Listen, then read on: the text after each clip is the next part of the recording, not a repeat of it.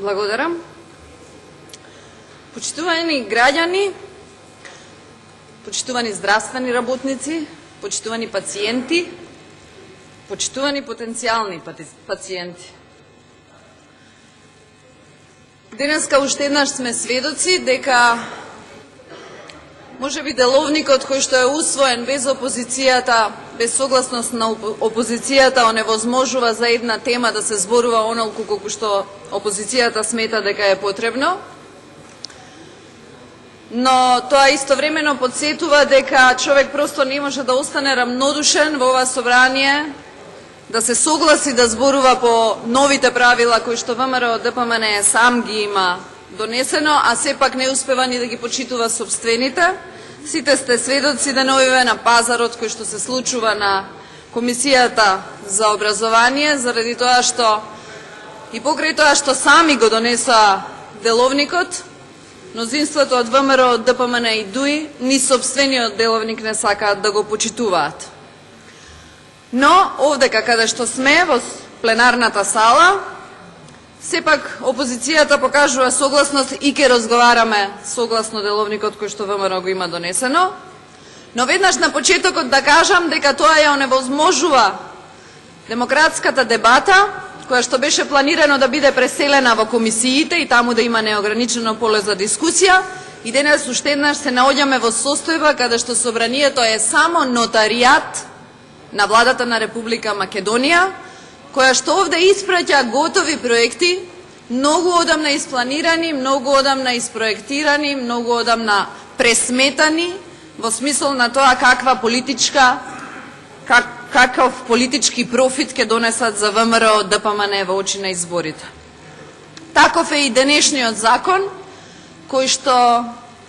треба да овозможи да се направи нов центар за извонредност во областа на трансплантацијата, проект кој што нема никаква врска ниту со медицина, ниту со етика, ниту со хуманост, ниту со грижа за здравјето на пациентите и кој што представува уште еден бизнис за пошироката фамилија и кој што треба на ВМРО ДПМН да му донесе простор за нови провизии од набавки на опреми, простор за ново сечење црвени панделки и простор за нови вработувања на нивните партиски послушници. Ваквото мое тврдење ќе го документирам со овој документ,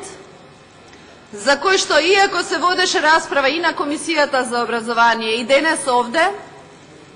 господата представници од Министерството за здравство не убедуваа дека не постои.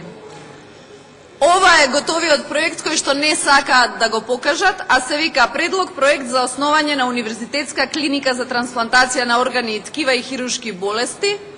во кој што со фоторобот се нацртани двете работни места клучни за ВМРО ДПМН, едното за еден почитуван експерт, член на МАНУ, кој што е пионер во областа на трансплантациите и за кого што стручната јавност нема никакви забелешки, кој што треба да биде поставен на чело на оваа институција, но за жал кој што исто така од своите соработници има забелешки дека во својата кариера како врвен стручњак, веројатно заради своја собствена човечка слабост, не обучил ниту еден свој наследник на клиниката за урологија во областа трансплантација на бубрек. Втората личност е присутна во салава. Тоа е господјата советник која што исто така со фоторобот е објаснета во овој документ кој што стои пред мене и е советник во Министерството за здравство, на која најверојатно треба да и се отвори нова лабораторија, иако вакви лаборатории специализирани за потребите на одделите за трансплантација веќе постојат две во нашата држава. Тоа упатува на заклучок дека се создава еден паралелен систем на здравствена заштита и рушење на постоечките и етаблирани институции и формирање на нови. Тенденција е, значи, да се ослабне, да се уништи клиничкиот центар, а да се создаде нова, која што ќе соработува со миленичето на оваа власт, болницата 8 септември, како што е наведено во овој документ, да биде сместена во Филип II, иако станува нејасно како е можно да се повторува истата ситуација, а тоа е да се направи прво државна институција, како што беше случајот со кардиохирургијата, а за кусо време да се претвори во приватна болница, како што е случајот денес со кардиохирургијата Филип II. Причината е вдомување на заслужни партиски војници, но и вдомување на оние советници од Министерството за здравство кои се плашат дека по губењето на власта тие ќе останат без собствено работно место. Како се станува центар за извонредност? Очекував дека од некој, барем од стручњаците од актуелната власт, ќе се објасни процедурата, но тоа секако не е процедура во која што со декрет ќе се создаде, односно со закон, ќе се создаде ваков центар за извонредност. Во светот тоа се прави вака. Потребни се исполнување на одредени услови врз основа на надворешна контрола, направена од страна на одредена мрежа, здружение или институција. Само и исклучиво, доколку се исполнат условите, еден центар може да биде прогласен за центар за извонредност. Тоа не може да се случи по налог на влада и без да се исполнуваат условите само со набавување на опрема или со повикување на некои кадри, особено во случајов луѓе кои што веќе се во пензија, да дојдат и да раководат со еден центар. Значи, важен е и профилот на кадрите кои ќе работат, важен е бројот на интервенции и исходот од истите, дали се живи или излекувани пациенти. Понатаму, дали се применува современата медицина базирана на докази, но исто така биографијата на вработените и нивните актуелни научни достигнувања и публикации во секоја година од работењето на центарот. Исто така, многу е важен и мултидисциплинарниот пристап во работата на ред други параметри. Оно што е најзначајно, за еден центар да биде ваков, потребно е овој сертификат да се обновува секоја година. Имавме случај со клиниката за онкологија, кога 2005 година институтот поточно доби сертификат за извонредност од Меѓународната агенција за атомска енергија, која тогаш спроведе надворешна контрола и врз основа на исполнетите услови го прогласија институтот за Center of Excellence. Среќа денес што не дошле да проверат какви се условите.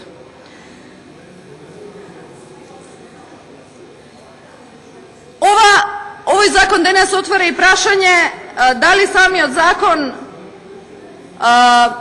носи добри решенија во делот од тоа дека ќе се отвори уште една ќе се отворат уште едни хируршки клиники. Прашањето е колку хируршки клиники постојат веќе во државата и зошто има потреба од нова хируршка клиника, или заклучокот што може да се извлече е дека се прави паралелен систем за рушење на постоечките и етаблирани институции во државата. Ова, затоа, може да се оквалификува како уште една можност за нови провизии во набавувањето на опремата и за нови вработувања од страна на партиските послушници. Останува нејасен еден детал. Што ќе се случи со договорот на моменталниот корисник на Филип II, кој што е должен да остане таму извесен број години согласно договорот кој што му е потпишан, и прашањето е дали 1 милион евра кои што ќе се вложат во овој центар ќе бидат практично од гаранцијата која што треба да се наплати доколку господинот Жан Митрев ја напушти клиниката која што со последниот договор склучен со Министерството е должен да ја користи извесен број години. Неколку збора за лабораторијата за трансплантации. Лабораторијата за трансплантации во која се извршуваат работите кои се однесуваат и на лабораториски имунолошки испитувања Isto така водење на електронска листа на чекање, електронска алокација на органи, односно селектирање на донор пациент и водење на национален регистар за матични клетки и пребарување е нешто што веќе постои и сега треба истото ова да се повтори и во новите простори, за да послужи некој да биде вдомен на незиното чело. Имам уште 4-5 важни прашања кои што ќе сакав да бидат за јавноста овде споделени, но времето не ми дозволува, па ќе ги искористам.